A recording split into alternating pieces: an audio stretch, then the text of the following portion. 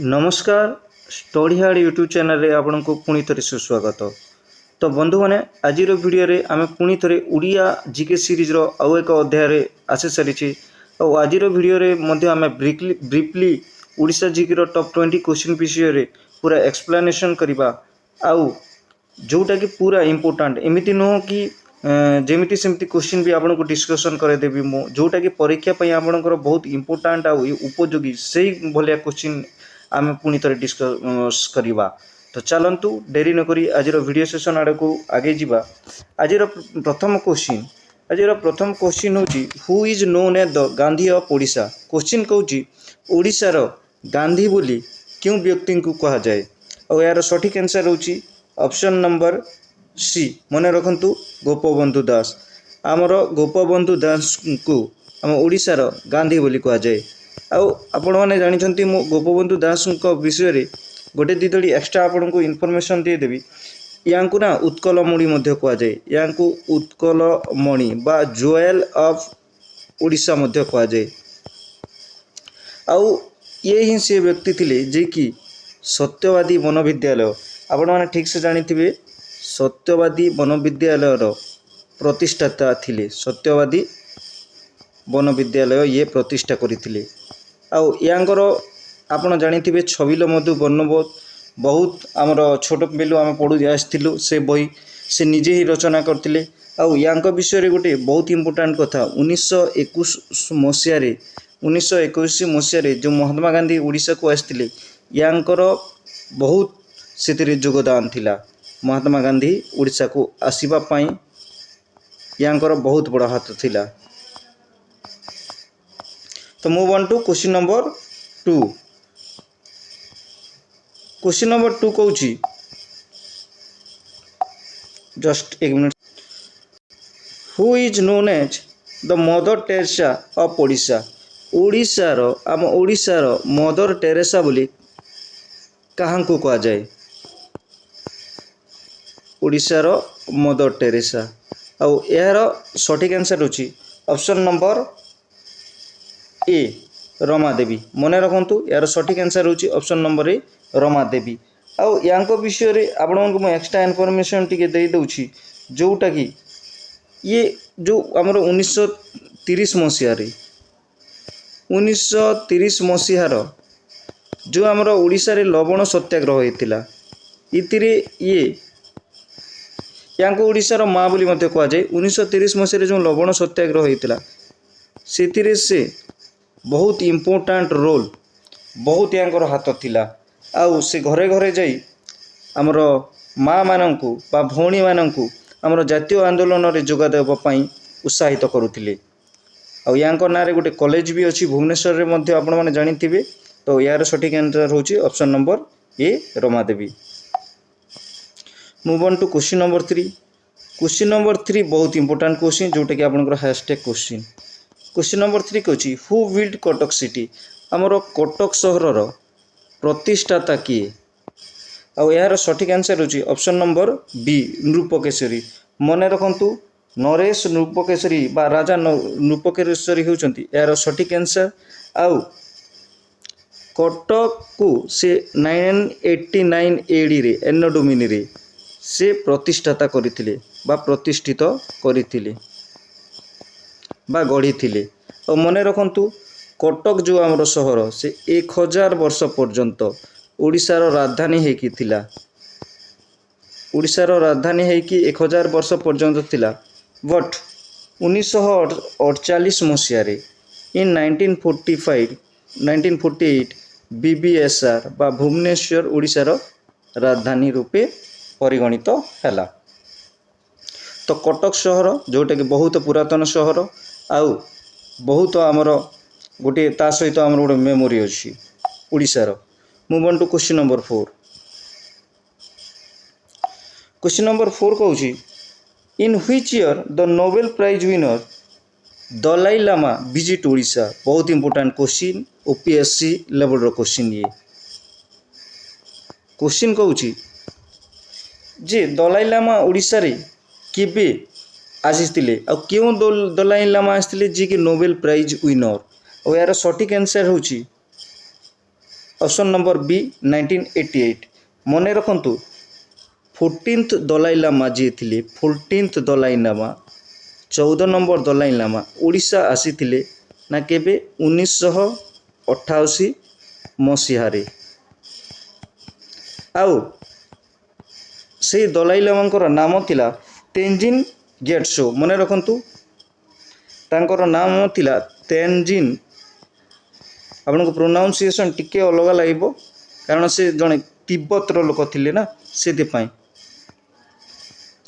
ये 1988 मसीह ओडिशा आसीथिले। आउ तांको पुरस्कृत मध्य करा जायतिला आम ओडिशावासी द्वारा कारण से जो प्रकार पीस बा शांति काम करथिले सेतिपाई तांको आम ओडिशा सरकार मध्य तांकर प्रेरणा रे प्रेरित होइकी तांको मध्य पुरस्कार करथिले। Move on to question number 5। Question number 5 कहूँ out of 1000 men in Azad Hind Fauj how many Odias were there in the list of Rangoon jail. Question कहूँ आजाद हिंद फौज रो जो 1000 लोक 1000 सैनिक मानक मध्यरु केते जण ओडिया थिले जो माने कि रंगून जेल रे से आजाद हिंद फौज को सहित जेलवासी थिले। आउ यार सठिक आंसर होची ऑप्शन नंबर सी। मन करंतु 48 जण थिले। 48 जण आमर आजाद हिंद फौज रे ओडिशा रो सोल्जर थिले। और सेमान को मध्यरु केते जण मुख्य थिले जे कि बहुत इंपोर्टेंट ब्रजमोहन पट्टनायक यांकर नाम सब सदाबले आसीब प्रथम रे। द्वितीय रे कृष्णचंद्र त्रिपाठी ये मध्य बहुत गोटे आगधाड़ी सोल्जर थिले कृष्णचंद्र त्रिपाठी। आउ आपण कहि परिबे जेमिति कि लक्ष्मी रथ ए माने थिले जणे जणे आगधाड़ी सोल्जर बा सैनिक। Move on to question number 6। Question number 6 कहूँ सिद्धांत दर्पण इज रिटन बाय एटा बहुत इंपोर्टेंट क्वेश्चन हैशटैग क्वेश्चन।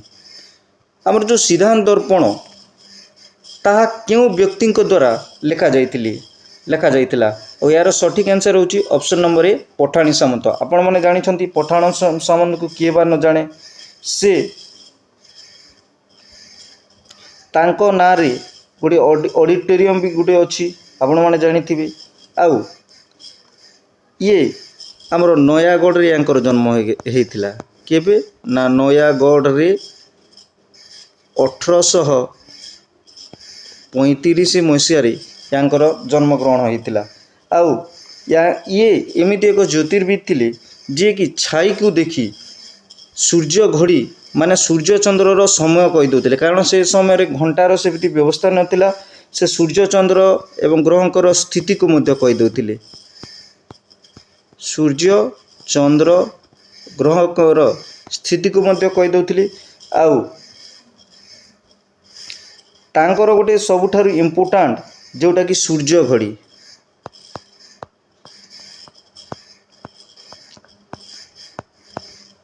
रो छाई को देखि जो समय कहवा तांकर गोटे बहुत इम्पोर्टेंट फैक्टर थिला जोटा कि तांको से समय रे और एबे मध्य तांको बहुत फेमस करैतिला। तो यार सठिक आंसर होची option number A. Move on to question number 7। Question number 7 कहूँ who has written the prayer आहे दयामय विश्वविहारी। आपण माने जानिथिबे प्रायतः आम विद्यालय मानक ये प्रार्थना करूँ आहे दयामय विश्वविहारी।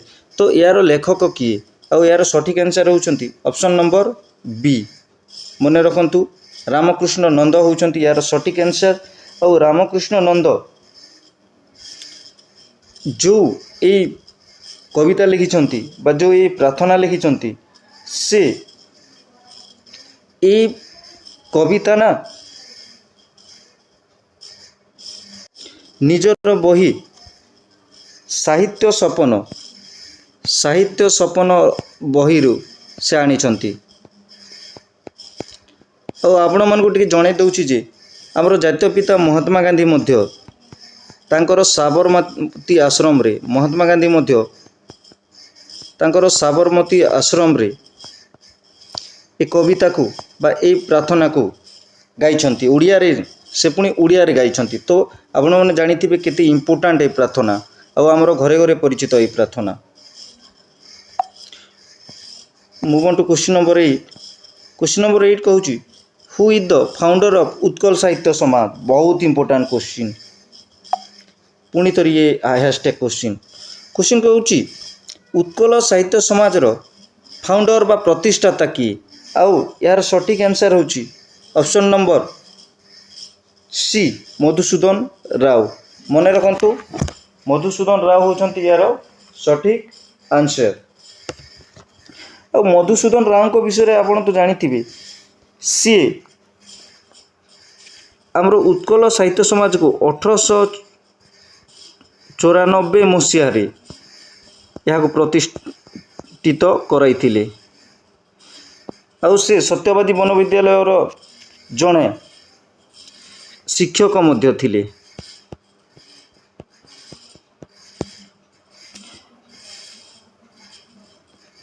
आउ तांकर तो एबे मु आपण मन को कहितली जो छबिल मधुबनुबोध से निजे रचना करथिले। तो मते लागुची आपण माने ए क्वेश्चन रो आंसर आपण माने जानि सारी थिबे। Move on to question number 9। Amavasyara Chandra a highly popular Odia novel is author by. तो कह जाउची जो हमर अमावास्यार चंद्र नामक एक ओडिया नोवेल तार लेखक किए। बहुत इंपोर्टेंट क्वेश्चन है, कारण आमे देखुचु बुक एंड ऑथर रो प्रायतः गोटे क्वेश्चन जोटा कि 2 मार्किया प्रायतः आसुची। तो यार सठिक आंसर कौन हम, आउ यार सठिक आंसर होची option number D Govind Das. Govind Das होचंती यार सठिक आंसर, मन रखंतु। Move on to question number 10। Question number 10 कहूँ the famous book Dharmapada is author by. तो जो आमर धर्मपद बुक बा बहिर ता ऑथर बा लेखक किए। यह ना बहुत इंपोर्टेंट क्वेश्चन, और प्रीवियस ईयर मानक आसी मध्य सारी। और यार सठिक आंसर होची ऑप्शन नंबर सी, मन रखंतु पंडित गोपबंधु दास, जहाँ कि उड़ीसार गांधी बोली मध्य कह जाए। गोपबंधु दास को गोपबंधु दास ये बहिर लेखक। आ मन रखंतु गोपबंधु दास धर्मपद बही केबे लिखिथिले ना 1922 मसीह जेतेबेले तांकु ना जातीय आंदोलन पई जेल भोगिबाको पड़िथिला। जेल भोगुथिले से जेल भोगुथिले कोठी ना हजारीबाग जेल रे। हजारीबाग जेल रे सेतेबेले से ये धर्मपद बही लिखिथिले। तो आपण माने ठीक से मन रखंतु ये क्वेश्चन रो सठिक आंसर होचंती Gopabandhu Das. Move on to question number 11। Question number 11 कहूँ the first television centre was establish in. एटा बहुत इंपोर्टेंट क्वेश्चन और प्रीवियस ईयर मानक आसी सारी। और एटा को आपण मानक पई मु दे देउछि, आपण प्लीज एटा को कमेंट बॉक्स रे लिखिक देबे मते, कारण मु चाहूँची आपण माने निजे ये क्वेश्चन करिक दियंतु। Move on to question number 12। Question number 12 कहूँ the Samaj the popular Odia daily start its first publication in which year. कहूँ आपण मैंने जानी आम घरे घरे परिचित समाज संवादपत्र ना प्रथम करी केबे पब्लिकेशन बा पब्लिश होता आम ओडिशा रे। और यार सठिक आंसर होची ऑप्शन नंबर बी 1919 मसीह। मन रखु बहुत इंपोर्टेंट क्वेश्चन टे। आउ यांकर प्रतिष्ठाता किए थिले, यांकर प्रतिष्ठाता थिले आमर ଗୋପବନ୍ଧୁ ଦାସ। ତ ଆପଣମାନେ ମନେ ରଖନ୍ତୁ ଗୋପବନ୍ଧୁ ଦାସଙ୍କର ଆମର ଓଡ଼ିଶା ପ୍ରତି କେତେ ଅତୁଳନୀୟ ସେ କାମ କରିଥିଲେ, ଯାହାଙ୍କୁ କି ତୁଳନା କରିହେବ ନାହିଁ, ବା ଆମ ମାଟିର ଗୋଟିଏ ଯୋଗ୍ୟ ସନ୍ତାନ ଥିଲେ ସିଏ। Move on to question number 13. The first autobiography of an Odia was written by. Question Cauchy आम ओडिशार प्रथम ऑटोबायोग्राफी माने आत्मजीवनी, निजर जीवनी को सर्वप्रथमे क्यों व्यक्ति बा क्यों लेखक ओडिया रे, सेटा पुणी ओडिया रे आत्मजीवनी किए लिखिथिले। और यार सठिक आंसर होचंती ऑप्शन नंबर बी फकीर मोहन सेनापति। मन रखंतु आउ फकीर मोहन सेनापति आउ भी केतेटी माने बहुत इम्पोर्टाट आपण माने जानिथिबे,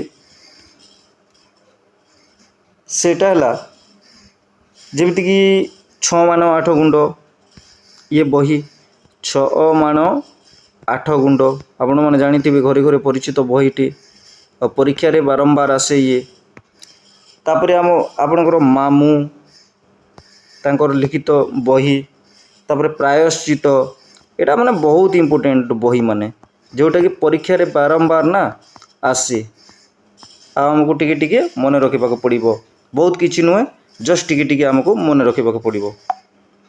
move on to question number 14. Question number 14 कहूँ the first poem in Odia Kavitavali was author by. Question कहूँ आमर ओडिशार प्रथम कवितावली जो थे कि बहुत गुड़िए कविता माने मिसिकी जो कवितावली तैयारी कर जाइतिला, तार लेखक किए? आउ यार सठिक आंसर होचंती option number B Madhusudan Rao.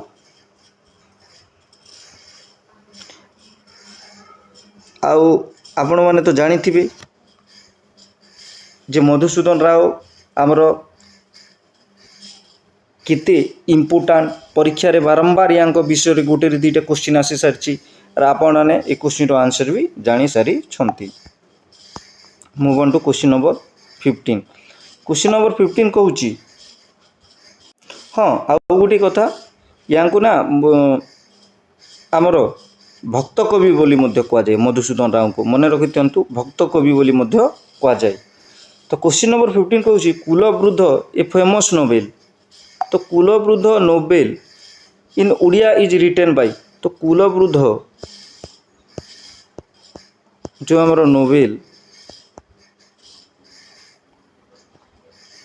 या ना यही कुलवृद्ध को क्यों लेखक लिखि जाइछंती? और यार सठिक आंसर है option number C Surendranath Mohanty बा सुरेंद्र महांती। मन रखि थांतु, बहुत इंपोर्टेंट क्वेश्चन टे और परीक्षा रे बारंबार पड़ी आछि। यार सठिक आंसर होची option number C Surendra Mohanty. तो सुरेंद्रनाथ महांती के विषय रे आम बेसी किछि डिस्कशन करबानी, कारण तांकर ए कुलवृद्ध ई बहुत फेमस। आउ परीक्षा रे मो आखि दिसीला भली तांकर जदि कोनोसी क्वेश्चन पड़िबो तो कुलवृद्ध नोवेल को नहीं के पड़िबो। तो move on to question number 16. Question number 16 कहूँ मणिकांचन, मु लिखि दउची आपनको स्लाइड रे, मणिकांचन अर्चना एवं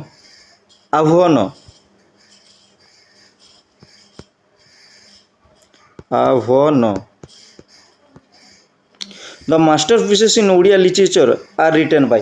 तो मणिकांचन अर्चना आह्वान भलिया आमर जो ओडिया लिटरेचर बा ओडिया साहित्यर जो बही गुड़ाक सेटा क्यों व्यक्ति द्वारा लिखा जाइछि? और यार सठिक आंसर होची ऑप्शन नंबर डी मन रखंतु कुंतल कुमारी सावत। और ये कुंतल कुमारी सावत को कौन कह जाए आपण मैंने जानी, बहुत इंपोर्टाट क्वेश्चन टे बाबद माने आसे। या आमर कांत कवि बोली मध्य कह जाए, या आमर कांत कवि बोली मध्य कह जाए। Move on to question number 17. Question number 17 कहूँ वंदे उत्कल जननी जोटा कि आमर ओडिशार नेशनल आंथम बा जातीयतन आम राज्यस्तरीय राज्यर आम स्टेट आंथम बोली कह जाए एक आमर स्टेट आंथम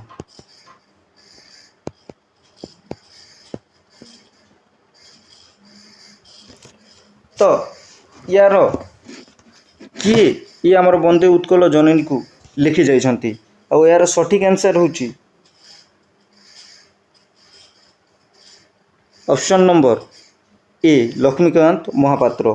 मन रखंतु बहुत इंपोर्टेंट क्वेश्चन टे जोटा कि आपण को परीक्षा रे जदि आसीबो तो आपण भूल करिकी आसीबेनी।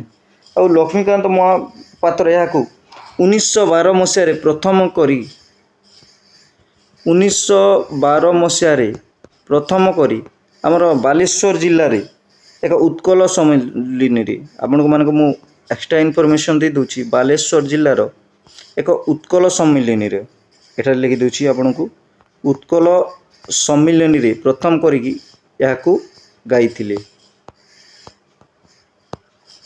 तो बहुत इंपोर्टेंट क्वेश्चन टे यार सठिक आंसर होची Laxmikant Mohapatra. Move on to question number 18। Question number 18 कहूँ who among the following is the first Odia ayurvedic doctor. तो क्वेश्चन कहूँ आमर ओडिशार बा आम क्यों ओडिया व्यक्ति थिले जे कि ओडिशार प्रथम आयुर्वेदिक डॉक्टर थिले। आउ यार सठिक आंसर होची option number A Suresh Chandra Das. जो सुरेश चंद्र दास थिले आमर ओडिशार प्रथम Ayurvedic doctor. Move on to question number 19। Question number 19 कहूँ Purnachandra Bhashakosha the biggest Odia dictionary cover how many words.